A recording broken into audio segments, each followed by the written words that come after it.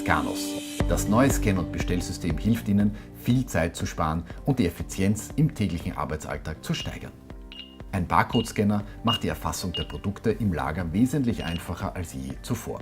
Es ist also nicht mehr notwendig, jeden Tag durch das Lager zu gehen und auf ein Stück Papier aufzuschreiben, was fehlt, um es dann erst recht ein zweites Mal am Arbeitsplatz in den Lieferanten-Webshop oder das eigene Warenwirtschaftssystem einzutippen.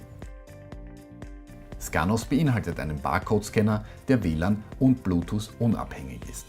So kann man sich frei im Lager bewegen und die Produkte mittels der an den Schütten angebrachten Barcodes erfassen. Danach steckt man den Scanner am Computer an und die Daten werden automatisch in den Schrag Webshop übertragen. Dort kann noch eine Bestellnummer vergeben werden und die Bestellung wird mit einem Klick abgeschickt. Das Scan- und Bestellsystem von Schrag Technik wird in einem fixfertigen Paket geliefert und enthält neben dem jeweiligen Handscanner und der Software auch die meistgekauften Produkte als Klebeetiketten für Ihr Lager. Außerdem enthalten ist ein personalisiertes Scanheft, mit dem Sie auch ganz einfach vom Schreibtisch aus mit Scanos arbeiten können. Es gibt zwei verschiedene Geräte für die Erfassung der Artikel.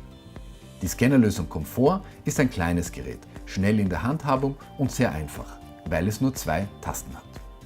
Wer mehr möchte, für den gibt es die Scannerlösung Advanced. Der Scanner hat zusätzlich ein Display und eine Tastatur. Man sieht also, was und wie viel man erfasst und kann außerdem noch eine Kostenstelle und einen Lagerort eintragen. Zusätzlich zur Übertragung in den Webshop kann man mit diesem Scanner die Daten auch als Excel-File exportieren und ist mit der Scannerlösung Advanced daher optimal aufgestellt, um am Jahresende die Inventur zu erledigen.